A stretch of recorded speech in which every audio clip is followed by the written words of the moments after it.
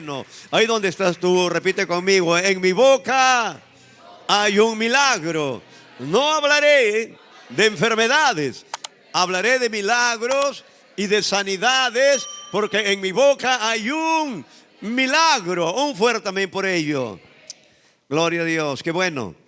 Y yo sé que mucha gente, a muchas personas ya se le pasó la fiebre de la religiosidad. No es una palabra ofensiva, sino es una palabra que es verdadera, porque hay una fiebre de religiosidad que viene por aquellas épocas y después se va. Es como la fiebre, viene, estás colanturado un poco y después se retira, se sale. Así es que así es la religiosidad. Pero cuando uno tiene a Jesús, cuando uno tiene su palabra, entonces tú permaneces. Tú estás permanente establecidos en su verdad. El día domingo estuvimos hablando del poder de la resurrección. Ese fue en el mensaje de las 11 de la mañana. Y en el mensaje de las 7 de la noche hablamos con respecto a esa palabra, todo está consumado, que es tetelestai. Y en la mañana la palabra Elohim, Elohim, lama sabactani. Bien, pero también quiero hablar en esta noche sobre qué lo estaba aconteciendo cuando Jesús estaba muriendo en la cruz del Calvario. Le dije, hermano, de que la religión termina en la muerte de Jesús y también empieza en la muerte de Jesús. Pero el cristianismo, el verdadero cristianismo, empieza en la resurrección de Cristo. Por eso que nosotros estamos establecidos en esa verdad. El mundo en sí no tiene esperanza. El mundo no tiene esperanza. Los que tenemos esperanza somos nosotros, porque creemos que Jesús resucitó entre los muertos y creemos lo que está escrito en la palabra. Jesús dijo claramente el día que Él resucitó, después de 40 días de haberse quedado en la tierra y dando mandamientos por el Espíritu Santo a sus discípulos, los ángeles que lo levantaron le dijeron, varones galileos, a este mismo Jesús que está siendo levantado a los cielos, este mismo Jesús regresará por segunda vez a la tierra. Amén. Entonces nosotros tenemos esa esperanza de que el Señor regresará. Nosotros tenemos esa esperanza de que un día también nos levantaremos, porque el mismo Espíritu que levantó a Jesús de los muertos también nos ha levantado a nosotros. Por eso es llamado el Espíritu de la resurrección. No tuve el tiempo para poder predicarle lo que está en Efesios, cuando dice los poderes que movió el cielo, o sea, Dios movió ese cielo para poder resucitar a Jesús entre los muertos. Sí he entendido de que para que Jesús haya creado todo lo que hay en la creación, todo lo que hay en la creación, Jesús, ¿no?, con el Padre lo hicieron. Pero también escuché una enseñanza de que para que Dios haya levantado a Jesús de los muertos, movió mucho más poder que en la creación. Así que fue sorprendente. Aunque me encantaría ese mensaje darlo en un ayuno o en una reunión. ¿Por qué? Porque me gustaría traer unas separatas y que todos puedan preguntar y enseñarles con respecto a la resurrección. Porque ahí está el fundamento. Ahí está el fundamento. Las palabras que se utilizaron. Como nos quedamos sorprendidos en el Salmo 2, ¿cierto? Cuando dice, no, yo daré el decreto. Yo daré el decreto. Y dice, mi hijo eres tú, yo te he engendrado hoy. Esa fue la palabra con la que el Espíritu Santo levantó a Jesús de los muertos. Y el decreto, le dije mishpat, que es en el hebreo, este es un decreto, es una orden. Es una orden de un juez supremo, de un juez que levanta su martillo y ordena. Cuando hablamos de un rey, entonces estamos hablando de una nación que no tiene un congreso, que no tiene senadores, que no tiene diputados. Cuando hablamos de un reino donde tiene un rey, eso significa que cuando el rey da una orden, todos los tiene que cumplir. En un gobierno democrático, cuando el presidente da una orden, primero tendría que pasar por el Congreso para poder aprobar esa ley. Y si no le aprueba el Congreso, la Cámara de Diputados pasa a la Cámara de Senadores y la Cámara de Senadores no lo aprueba, entonces no puede hacer nada el presidente. Pero cuando gobierna un rey, y en este caso el Rey de Reyes, el Señor de Señores, Dios da un decreto. Da un decreto, y cuando Él da un decreto, todos repitan conmigo, aún el infierno tiene que obedecer. Así es que Dios dio la orden. Por eso que fuimos a Hechos capítulo 13. ¿Y cuál fue la palabra en la cual Dios cumplió levantando a Jesucristo entre los muertos? Igual en el Salmo 2. Y en hebreo dice, ¿a cuál? ¿A cuál de los ángeles dijo Dios jamás, mi hijo eres tú? A ni uno. A ni uno. Porque ni un ángel es Jesús. Jesús no es un ángel. Jesús es el Hijo de Dios y a la vez el mismo Dios. Amén. Me gustaría enseñarle tantas cosas en las cuales uno tiene que establecerse, bien establecidos, para que nadie pueda, hermano, burlarse de un creyente, porque la Escritura dice que todo aquel que en él creyere no será avergonzado. Pero esta vez quiero hablarte con respecto al velo del templo. Quizás cuando uno llegó por primera vez, llegué a una iglesia cristiana por primera vez, allá por el año 85, entonces había templos que tenían cortinas. ¿Han visto tú las cortinas que tienen los templos en el fondo? Mayormente todas las cortinas son de color azul, de acuerdo a lo que dice la Escritura. Y todos nos preguntamos por qué había entonces este lugar santísimo. ¿Por qué había un lugar santísimo? En el lugar santísimo estaba el arca del pacto. Ahí estaban los 10 mandamientos, la vara de Aarón, el maná. Ahí estaban. Y estaban con una cortina separando el lugar santísimo con el lugar santo. El lugar santo estaba al lado del patio. Primero el patio, el lugar santo y después el lugar santísimo. Le dije que el Espíritu Santo solamente podía venir sobre 3 tipos de personas. Sobre rey, profeta y sacerdote. Nada más. En el antiguo pacto no había nuevo nacimiento. En el antiguo pacto no había una iglesia todavía. Se hablaba, había nociones de una iglesia, pero no había iglesia todavía. No había nuevo nacimiento. ¿Qué significa? No había una recreación en el espíritu. El espíritu del hombre estaba muerto. Es por eso que el Espíritu Santo venía sobre rey. Antes de rey venía sobre jueces. Una vez que acabó el periodo de los jueces, comenzó a venir sobre los reyes. Rey, profeta y sacerdote. Eran los 3 tipos de personas con privilegios en las cuales venía el Espíritu Santo. El Espíritu Santo les hablaba a ellos, a los reyes, para que gobernaran con justicia, con equidad, con paz, en armonía, en amor. Sobre ellos venía sobre los jueces. Pero en este caso ahora venía sobre el rey. Ahora venía sobre el profeta. Así que el único que profetizaba era el profeta, en el cual el Espíritu Santo había venido sobre él, sobre esta persona. No estaba dentro de su espíritu, estaba sobre rey, profeta y sacerdote. El sacerdote, escuchen bien, elegido, entraba una vez al año al lugar santísimo. Una vez al año. Era elegido porque Dios lo elegía. Y cuando lo ponían como sumo sacerdote, una vez al año entraba al lugar santísimo. Cuando él entraba al lugar santísimo, entraba con una vestimenta especial. Tenían que cumplir ciertos rituales.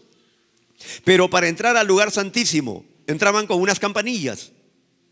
Entraban con una soguilla en uno de los pies. Entraban por un costado de la cortina o el velo. De acuerdo a lo que cuenta la historia, historiadores como Josefo, dice que la cortina, y yo escuché una vez en una enseñanza que tenía 1,5 pulgadas de grosor. 1,5 pulgadas. Varía a veces en que tenía 18 metros de largo, 18 metros, perdón, de altura, y 1,5 pulgadas de grosor. Otros dicen que tenía 3 pulgadas, otros dicen 4 pulgadas. Era tan grueso que humanamente nadie podría abrirlo. Uno dice que por más que lo jalaran entre caballos, no lo podían rasgar ni abrir aquella cortina. Pero nosotros nos preguntamos, siempre les digo de que hay tipos de sombras y figuras que habían en el antiguo pacto, sombras y figuras. Así es que cuando vamos a 59 de Isaías, miren 59 del profeta Isaías, miren en el capítulo 59 de Isaías, en el verso 1, en el verso 2, dice: he aquí que no he acortado mi mano, dice Jehová, para salvar. ni se ha agravado su oído para oír, pero vuestras iniquidades han hecho división entre vosotros y vuestro Dios, y vuestros pecados han hecho ocultar de vosotros su rostro para no oír. Esta cortina representaba, escúcheme bien, ¿no?, como una oposición de que el hombre no podía entrar al lugar santísimo. En el lugar santísimo, donde estaba el arca del pacto, habían dos ángeles, dos querubines a ambos lados con sus alas extendidas. El arca era de oro, tenía una cubierta. Así que el sumo sacerdote, que entraba una vez al año, escuchen bien lo que le voy a decir, entraba una vez al año, primero tenía que hacer una ablución en un lavacro. Y tenía que hacer unos ritos. Y si este sumo sacerdote entraba en pecado, escuchen bien, entraba en pecado con la sangre del cordero para rociar el arca del pacto, este sumo sacerdote no salía vivo, salía muerto. Y tenían que jalarlo con una soguilla, porque si alguien entraba, la presencia de Dios en su santidad, nadie podía resistirlo y morían. Cuando el sumo sacerdote echaba la sangre, rociaba la sangre en aquella cubierta, el pecado de todo el pueblo de Israel, y repitan conmigo, quedaba cubierto. Quiere decir que la sangre de los animales no podían quitar el pecado, solamente podían cubrir el pecado, no podían quitarlo. Pero este ritual que se hacía era un tipo de sombra y figura de lo que iba a venir. Así que cuando el sumo sacerdote salía vivo, después de haber echado la sangre en la cubierta, salía vivo, todo el pueblo de Israel, gritaba de júbilo, porque todo era un año de tremenda bendición para su pueblo. Pero si el sumo sacerdote se quedaba muerto, no, todo era tristeza, porque no tenían bendición durante todo el año. Entonces esta cortina solamente le permitía entrar a la presencia de Dios al sumo sacerdote, porque el Espíritu Santo estaba sobre él, nada más. Estaba sobre él. Por favor, quiero que vean Hebreos capítulo 9, verso 3. Hebreos capítulo 9, verso 3. Miren Hebreos. Llegando a casa, como me gustaría que todos tomen su Biblia y lean Hebreos capítulo 7, 8, 9. Hebreos capítulo 9 en el verso 3. Dice, tras el segundo velo estaba la parte del tabernáculo llamada lugar santísimo, que nadie más podría entrar, solamente el sumo sacerdote, nadie más. Seguimos leyendo. El cual tenía un incenciario de oro, el arca del pacto cubierta de oro por todas partes, en la que estaba una urna de oro que contenía el maná, la vara de Aarón que reverdeció, y las tablas del pacto. Sobre ella los querubines de gloria, las cuales cubrían el propiciatorio, de las cuales cosas no se puede ahora hablar en detalle. Así dispuestas estas cosas en la primera parte del tabernáculo, entraban, dice, los sacerdotes continuamente para cumplir los oficios del culto. Pero en la segunda parte solo el sumo sacerdote, una vez al año, no sin sangre, la cual ofrece por sí mismo y por los pecados de la ignorancia del pueblo. Verso 8. Dando el Espíritu Santo a entender con esto que aún no se había manifestado el camino al lugar santísimo, entre tanto que la primera parte del tabernáculo estuviese en pie. ¿Qué daba a entender el Espíritu Santo? El Espíritu Santo le estaba diciendo, nadie más puede entrar, solamente el sumo sacerdote, porque el Espíritu Santo estaba sobre él. Y nadie más podría entrar a ese lugar hasta que se aperture el ingreso a la presencia de Dios y la presencia de Dios en el que iba a ingresar. Así que cuando ingresaba el sumo sacerdote, la presencia de Dios estaba en él, solamente en él, y el pueblo quedaba fuera. Entonces, ¿qué va a pasar? Escuchen bien, Jesús está en la cruz. De acuerdo a la ley judía, si la persona que iba a la cruz no moría antes de la hora, porque ellos no podían pasar al día siguiente que empezaba el Sabbat. Entonces, ¿qué hacían? Para que se cumpla lo que está escrito en el Antiguo Pacto, ningún hueso de él tenía que ser quebrado. Porque, ¿qué hacían los romanos? Los romanos, cuando veían a alguien que estaba ahí colgado, y de acuerdo al pedido de los judíos, con una comba le rompían la canilla. De una comba le rompían la canilla para que se descolgara y no esté en sus talones tratando de sobrevivir. Una vez que le daban en las canillas, se descolgaba, automáticamente quedaba muerto. Con Jesús no hicieron tal cosa, porque a las 3 de la tarde, eran justo las 3 de la tarde, esto no es casualidad, era Jesús a las 3 de la tarde, está muriendo. El soldado romano le mete la lanza, no le sale sangre sino agua, dando a entender de que toda su sangre había sido derramada, toda su sangre. La vida del cuerpo se encuentra en la sangre. Por lo tanto, Él está derramando toda su vida, toda su sangre. ¿Por quién la está derramando? Por nosotros. Toda su sangre, toda su vida la está derramando por nosotros. No le rompieron las canillas porque ya había muerto. Era justo las 3 de la tarde cuando Él suelta la última palabra. Al soltar la última palabra hay tinieblas. Es lo mismo que sucedió cuando Moisés habló contra el pueblo de Egipto, que habría 3 días de tiniebla. Hubieron tinieblas, hubo un terremoto, las rocas se partieron. Es cuando el centurión lo mira y dice: verdaderamente ese hombre era el Hijo de Dios. Pero en ese mismo instante el sumo sacerdote ya estaba en el tabernáculo. Estaba en el tabernáculo para ofrecer la sangre del sacrificio. Y en ese mismo instante la Biblia dice, quiero que todos vayamos allá.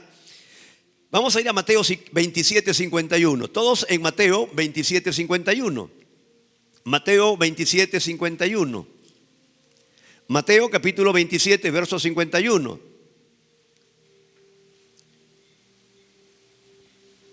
¿Listos?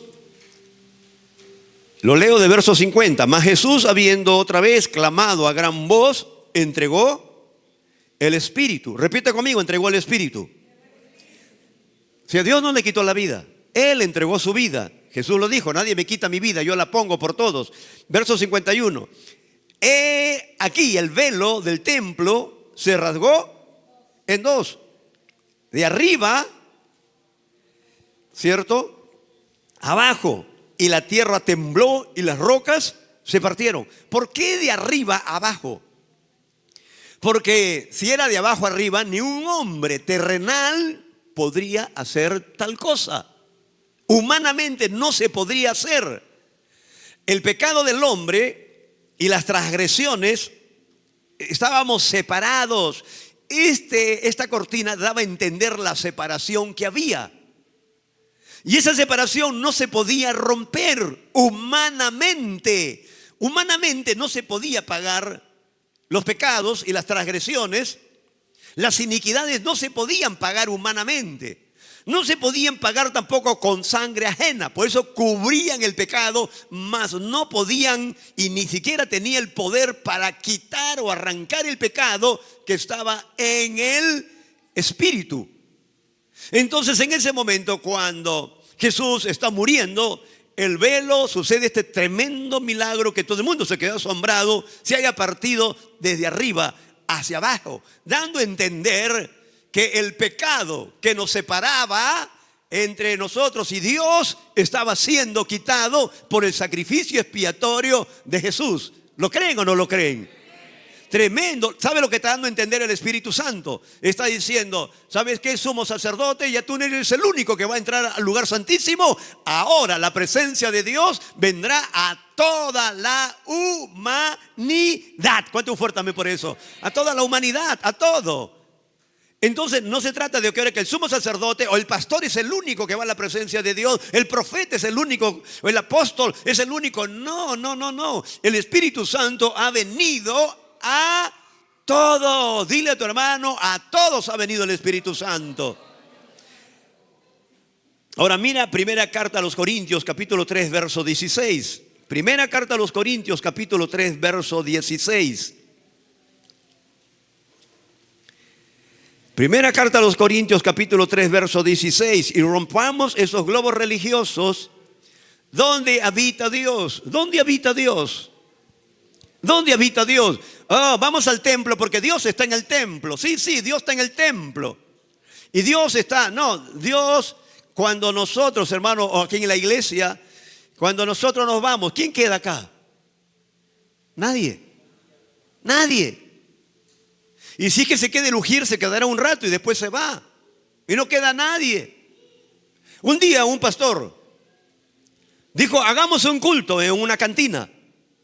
Voy a alquilar una cantina. Y el pastor fue a alquilar la cantina. Alquilaron la cantina, la arreglaron y hicieron un culto. Hubo un culto en la cantina.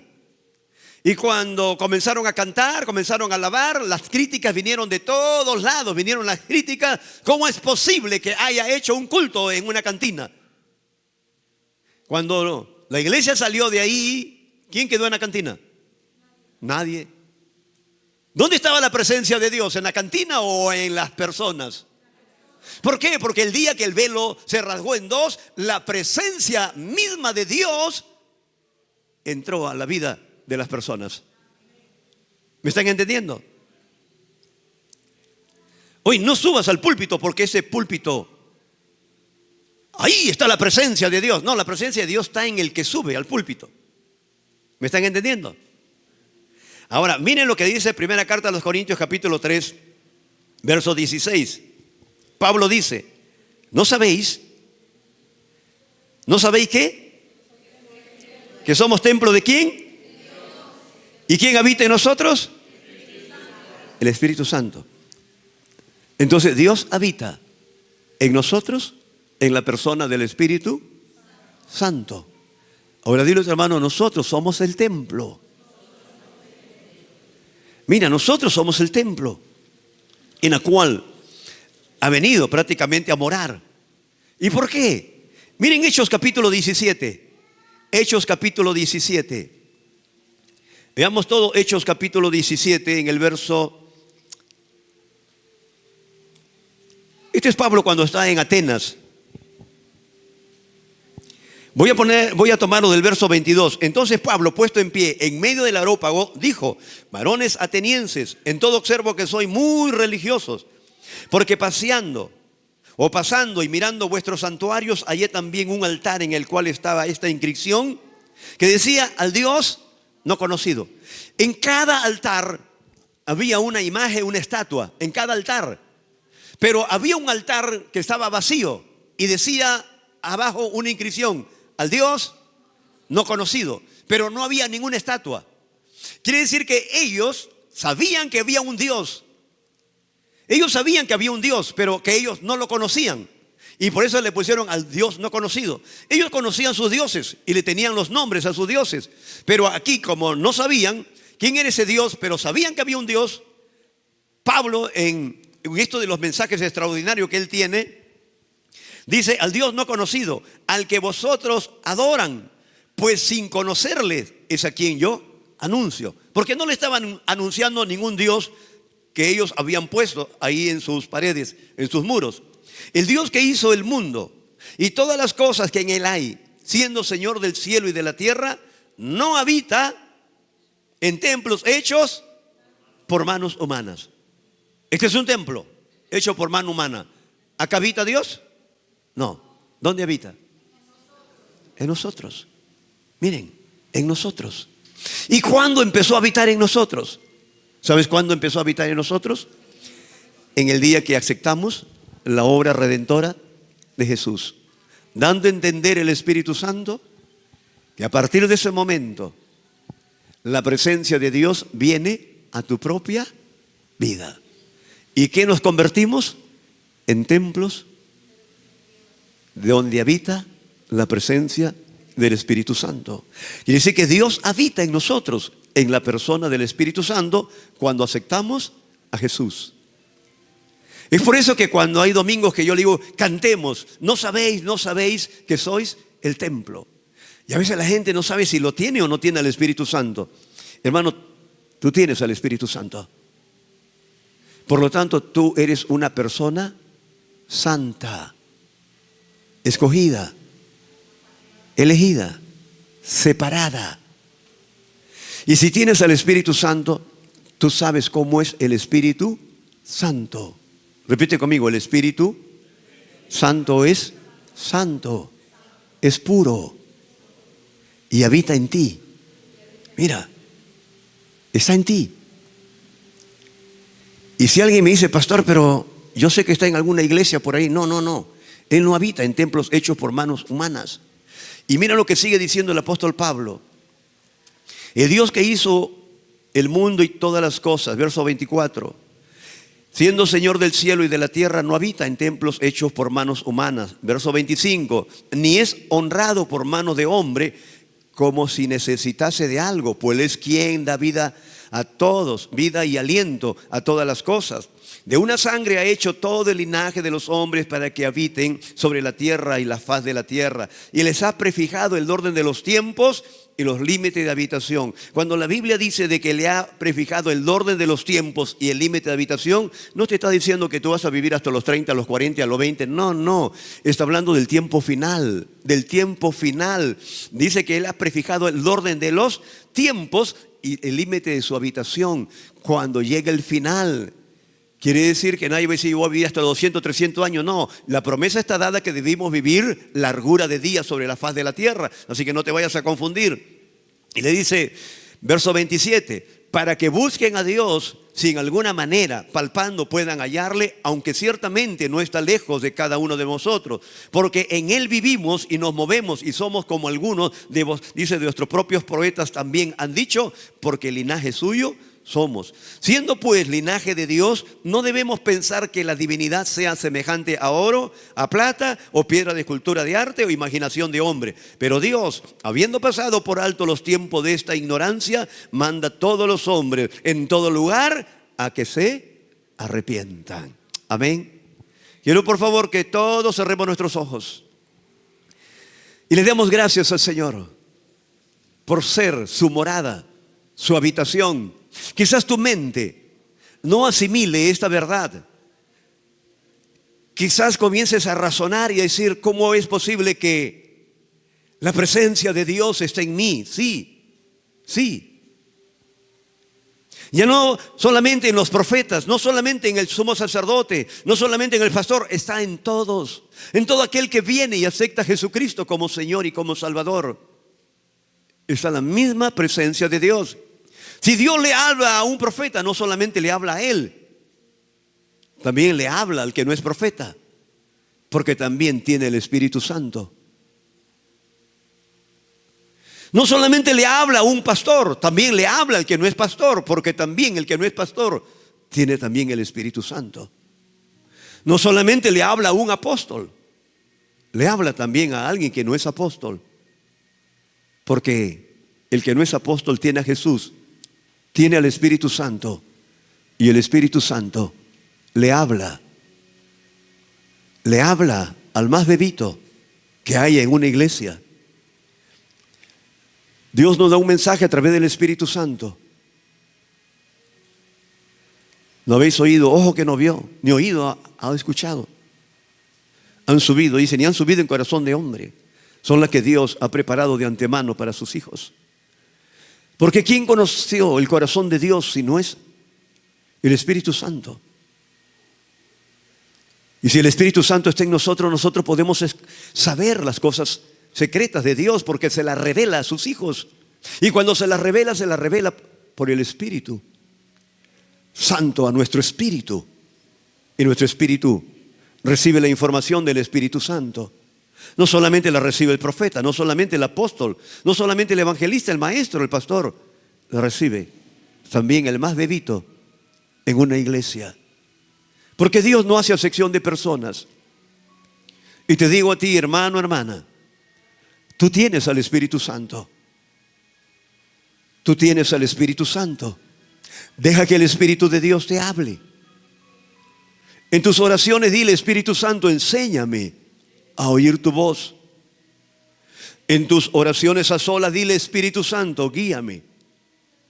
Y enséñame a ser guiado por ti, Espíritu Santo. Dile: Espíritu Santo, enséñame a ser consolado por ti. Enséñame, Espíritu Santo. Enséñame. Enséñanos, Espíritu Santo. Porque ese velo que separaba de tu presencia y la nuestra ya se abrió de arriba hacia abajo. Y dile: gracias, Espíritu Santo. Dile: Espíritu Santo, enséñame, dile, a que esa sabiduría que Dios me ha dado fluya desde mi interior. Enséñame a ser guiado por ti, Espíritu Santo. Enséñame a oír tu voz, Espíritu Santo. Porque ya no estamos en el antiguo pacto, sino en este nuevo pacto, en el cual, por la gracia de nuestro Dios, somos templo.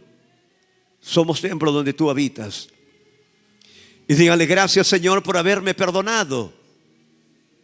Porque no hay un solo pecado, ninguno, absolutamente ni uno.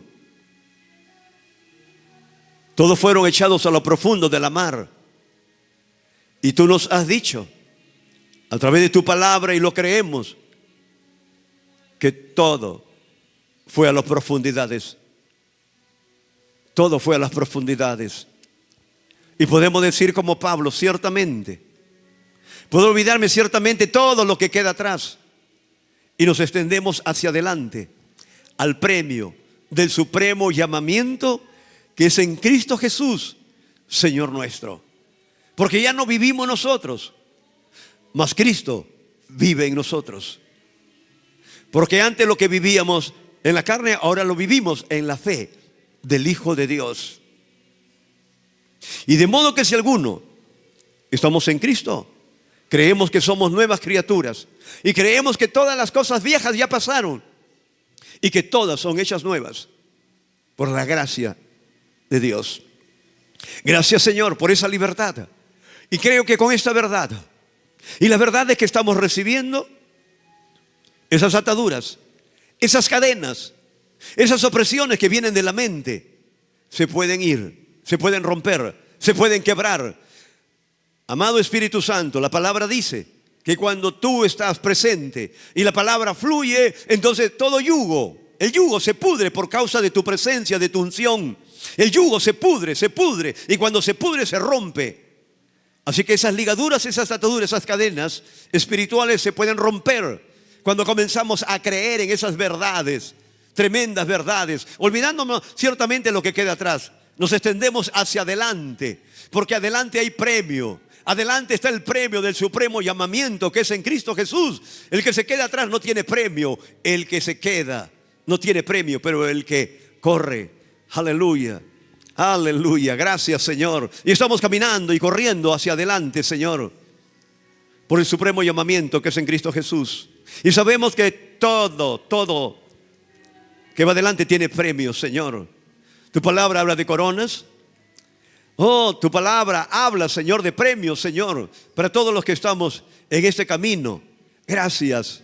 Oro por tu iglesia, para que le sigan abriendo los ojos de su entendimiento, para que entiendan y comprendan cuál es la herencia de los santos. Oro, Padre, para que sean llenos, totalmente llenos de toda tu voluntad, llenos de tu voluntad en toda sabiduría, inteligencia espiritual. Llenos, totalmente llenos, como dice tu palabra en uno de los salmos, Señor. Llenos, que rebose nuestro corazón promesa buena, para abrir nuestra boca, Señor, y nuestra lengua se abra como pluma de escribiente muy ligero, y podamos hablar y declarar, Señor, las palabras del pacto, Señor, como está escrito en tu palabra, Señor. ha saciado de bien nuestra boca para que podamos rejuvenecernos como las águilas.